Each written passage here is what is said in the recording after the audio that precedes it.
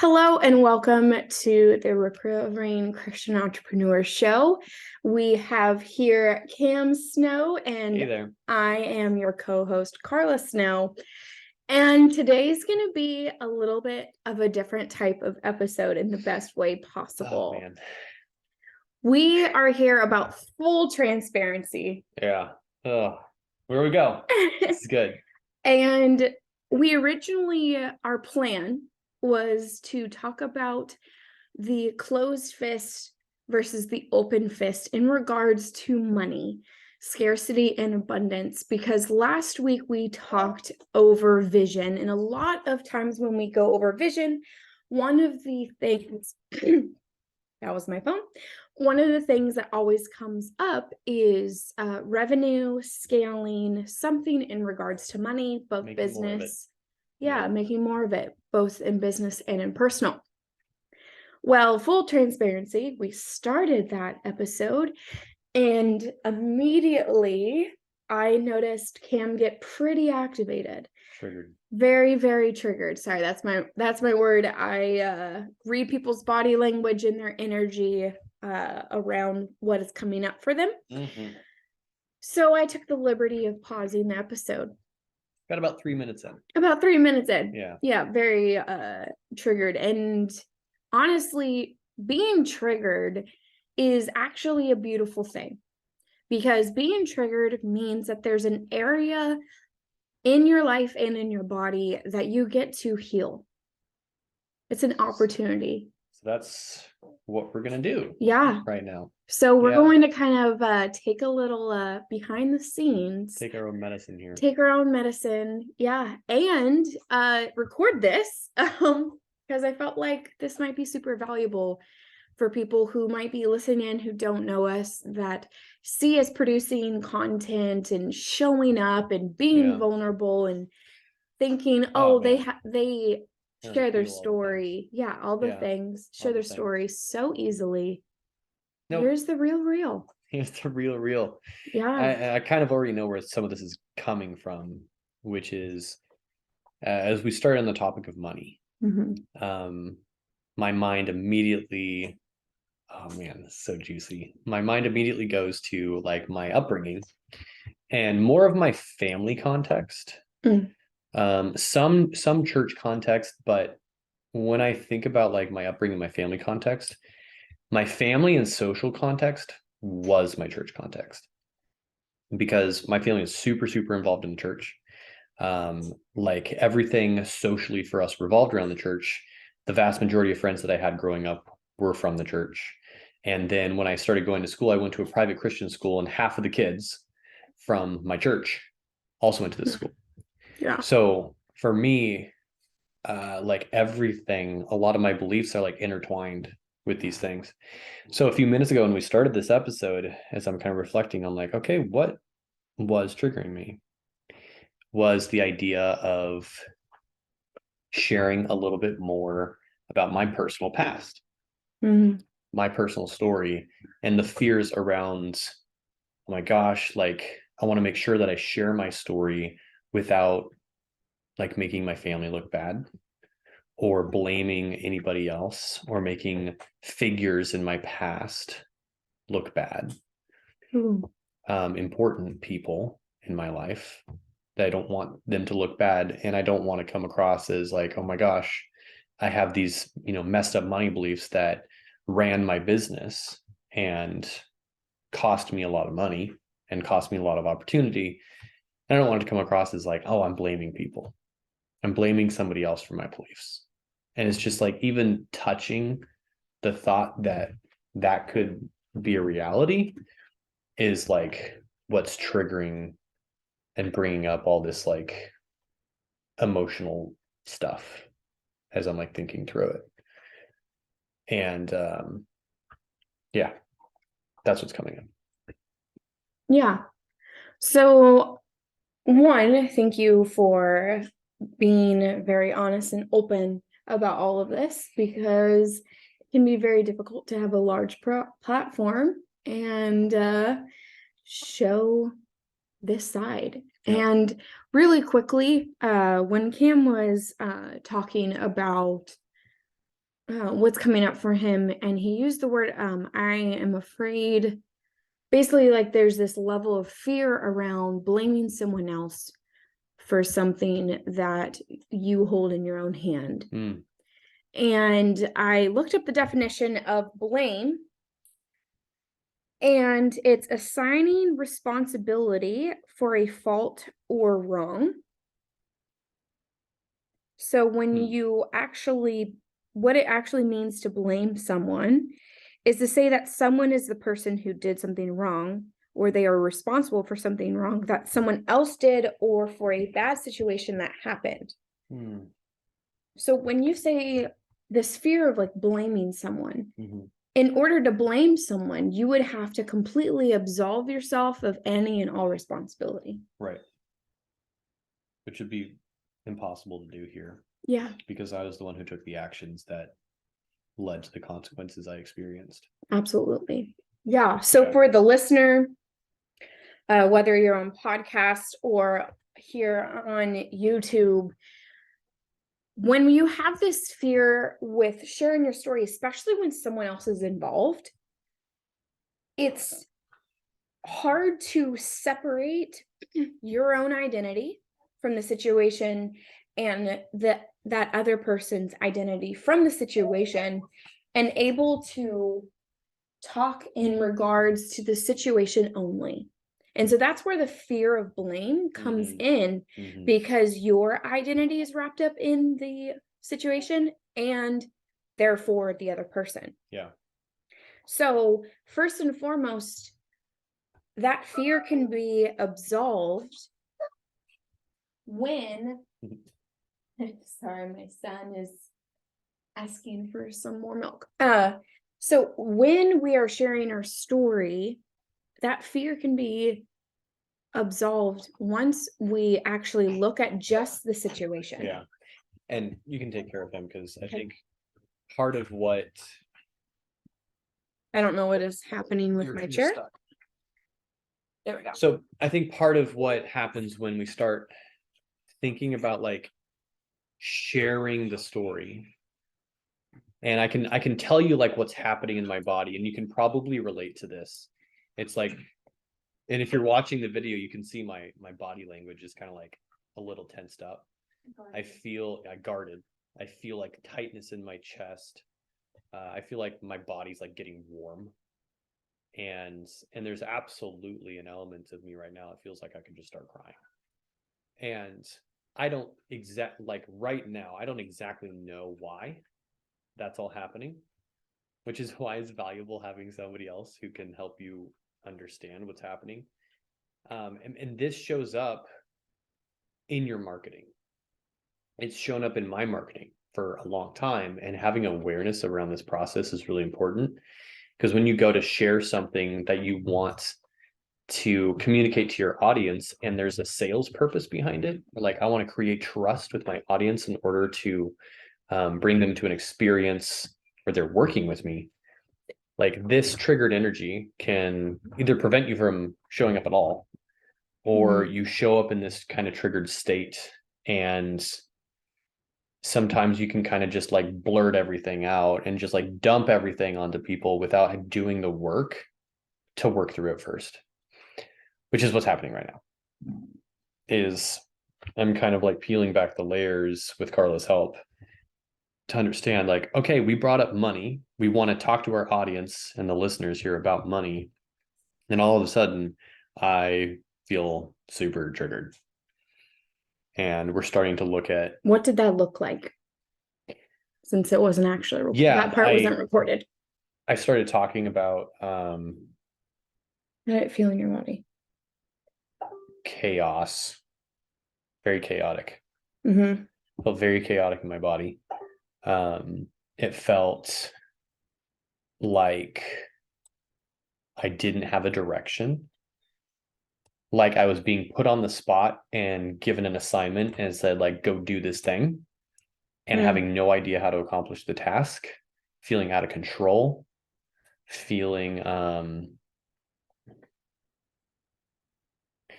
feeling like I'm about to be exposed, or I'm being exposed. And like, I'm supposed to be showing up as an expert in this thing, and I'm actually not. And here's the proof. I don't know what I'm doing. And it's just like, and Karla asked me, like, what's going wrong? I'm like, I don't know what I'm doing. I don't know what I'm doing. I don't know what I'm doing here. Yeah, so it looked like all of a sudden you went from let's record a podcast, like I'm ready, let's go, to just like this immediate fog and this like I don't know what to talk about, and this almost like this freeze in your brain. Yeah. I have nothing to add. I You have have no nothing. value to offer here. Yeah. Yeah. Yeah. And My money's a physically, mess. I have no business talking to people about money. yeah. Yeah. Yeah. And so also what that looks like is basically in order to for Cam, and this might be something that I would evaluate within yourself, but for Cam, when he's in that state of fear, immediately our bodies do what it does best and it protects us. So the defense mechanism for Cam around that fear is a fog of confusion. Yeah. And just this like insane body sensation. Yeah. You also act like you've had like 10 cups of coffee. Yeah. Yeah. Super going buzzing and 10 different directions kind of thing. yeah. And the beauty within that is when you were able to recognize that, you were able to pause that cycle of fight or flight and re-regulate. And when you were able to re-regulate, you were able to proceed. Cam is going to be doing some deep breaths to help himself regulate at this moment. But really quickly, for those that may not know, when you are in fight or flight, you breathe in your chest. So if right now, take a second, are you breathing in your chest? Are you breathing here? And if you are, I want you to bring the energy back into your stomach. Sometimes I will literally put my hand on my stomach and take deep belly breaths. The reason why that is so key to keep doing that is it slowly tells your body that you are safe, and it slowly shifts back to the parasympathetic system, also known as your rest and digest system. Because when we are in a mode of go, go, go, we're in their mode of we've got to get Stuff done. we got to get a lot of stuff done. Yeah. The place we need to be is in a place of regulation. Yeah. So, what's coming up for me now is like I've done some deep breathing and like getting back into my body and be like, okay, my body is a safe place to be. It's okay for me to be here right now, instead of just trying to evacuate, which is totally normal. Now I'm kind of like thinking like, okay, what happened? What just happened here? What got so triggered? And usually like the process here is like the first thing that comes up is probably the right answer. It's like the first thing that came up was like a picture of me as like a little kid. And this idea of other people have money, not me, not my family. Other people have the authority around money, not me. And stepping into a situation where it's like, I'm going to talk about money and I'm going to be sharing experiences and like teaching certain things that I've learned about money and putting myself as an authority, like suddenly felt very unsafe for me. Growing up in an environment where that child version of me, I learned that there were other people who had the money, a lot of it, more than we had. And that meant something. Not entirely sure what that meant to little Cam, but one thing is clear as I'm thinking through it as like, this also ties into the whole like, who is the authority in my life kind of thing. And I was taught that the Bible is the infallible, inerrant word of God. It is the sole authority in my life. But what that translated to is that the church And the elders and the pastors, they're not God, they're not the Bible. That was very clear, but they have authority. And there's a level of authority there. And just kind of the way that I think that I perceived the dynamics of my church life growing up and my family life and my dad's work life and all those things, kind of perceived that there were certain groups of people who had money and had authority. And I kind of learned and maybe even trained myself to not listen to my voice, but to listen to the voice of other people and to trust like the Bible. And there's that verse, lean not on your own understanding, that would come up for me. Of like, don't trust yourself, Cam. You don't know. Other people know better. Other authorities know better. And that whole belief system is one that I'm very aware of and has created a lot of ripples in my business, in my marriage, in my life, of not listening to my own voice, but of listening to someone else's voice and putting someone else in their authority. And so what I'm seeing now as we're like working through this is that triggering effect is this belief system that I know and that I've worked through before showing up in an area that I've never touched. And so the feeling in my body as we started into that is the same feeling that I had the very first time that I touched this belief, when honestly, I don't even really know when that was, but it's just that almost panic, that panic feeling of like, this is not okay. It is not okay to like step in and own your voice in this way. And it feels like there's a grieving process for me to go through as well around the times that I would suppress that. Absolutely. Woo! So there is so much there. Yeah. And for the listener, you might be thinking like, yeah, that's me every time I go to write. Yeah. Or I take pride in the fact that I can run my business without marketing. Yeah. Just referrals. I'm just so good at what I do. That people just know about my gift and people talk about it.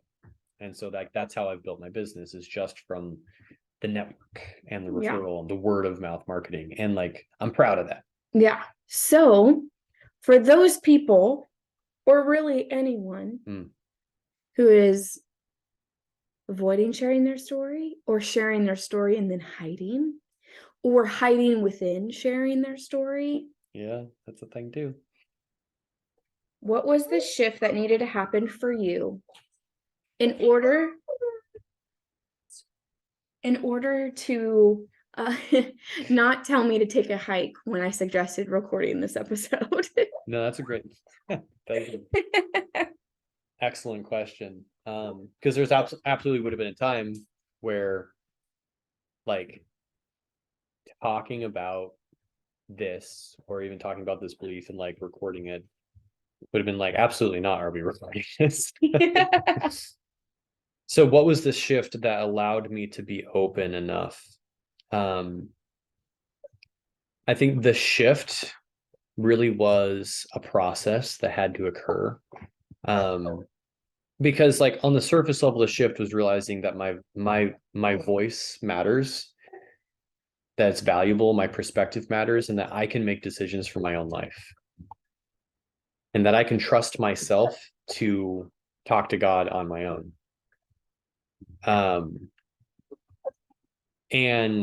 But the process for how that had to happen was like, that's easy to say. Like, oh, all I had to do was like just trust that my voice is valuable and my perspective matters. But the process for having to do that was a gradual process of meeting that child version of me over and over again, and like assuring him that he's actually safe and he's actually okay, and working through all the things that he was afraid of because it was showing up in my adult self. And a big thing that I had to do, well, I had to heal some pretty deep stuff that didn't feel related To business. or even to this belief. And that's certainly not to business. Which, just exposing a little bit of it, is that when I was 14, my best friend passed away very unexpectedly. She got sick, and then she got pneumonia, and she went to take a nap and she never woke up. And that experience was obviously very traumatic for me, because at that time in my life, I felt like that relationship was the only one where I felt truly understood. And I did a lot of work around that part of my life to like heal and recover from it as a recovering Christian entrepreneur. And one of the linchpin moments was doing some breathwork sessions with some facilitators that we had met and were coaching with at the time, who helped me through that process of doing some breath work and some other somatic emotional healing things, to realize that that 14-year-old version of me had never been able to like grieve properly. And he was there the whole time waiting for the moment when I was going to give it permission to like grieve. And I think that I had taught myself for so many years that that part of my past, it was fine. And it was okay to suppress that. And that it was okay. And it needed to be suppressed because it wasn't acceptable. And so to allow myself to grieve that properly and scream and cry and sob in the way that he wanted to, I think was this major step in looking at myself and saying, like, your story does matter. And I know that it matters because I'm going to give you the time and space to grieve the things that you were never allowed to grieve, or never allowed yourself to grieve for whatever reason. That's how I told myself that my story actually mattered. And that was this huge moment of being able to understand that because my story matters, because my experiences have mattered, that I have learned things and I have expertise in these things. I'm an expert in what it feels like to suppress losing a loved one. I'm an expert in that. And now I am an expert in healing my story of it. Not everybody else's, but I'm an expert in what it meant for me to heal my story. And understanding that my experiences gave me these little pieces of expertise, and allowing myself to put my arms around the sum total of those experiences and say, like, no, I know things. I am an authority in certain things. And so I can trust my own voice on these things. And I think that was a big turning point in being able to say that I can make decisions for myself. Yeah. And I don't think that prior to this conversation, I had really understood that. So thank you for like leading us into recording this. Yeah. You're welcome. And for those listening that are like, you keep mentioning this phrase, your story. Just really quickly, for those who may not understand or haven't really been in our world, can you kind of give a very brief definition of what that even means and how that even translates into business and your message that you put out into the world? Yeah, I think that sometimes in the marketing world and the entrepreneur world, we think about story as like the origin story of your business. You know, like, oh, I help people generate leads because I had a time in my life where I had a hard time generating leads. And so that's my story around it. But really, and we're probably going to wrap this up because Mr. Shiloh is needing some attention here. But like the sum total of your story is like your life experiences and like everything around that. It's, yeah.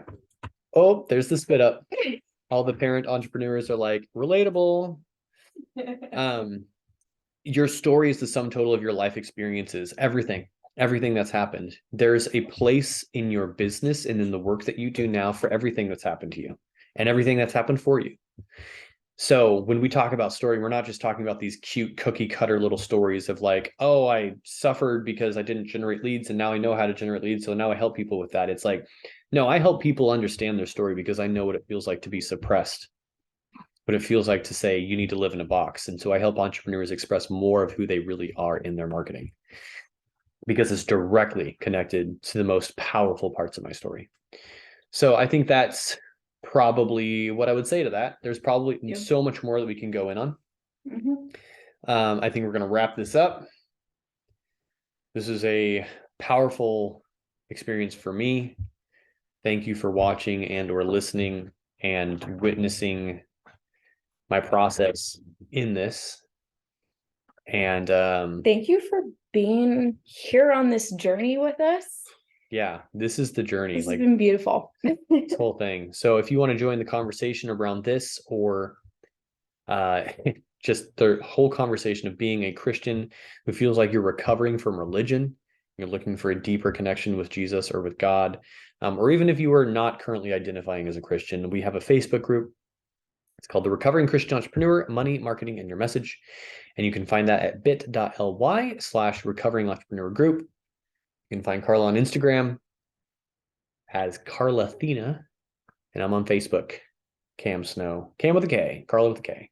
Yeah. So thank you all for showing up, for listening in, and we will see you on the next episode. Bye, guys.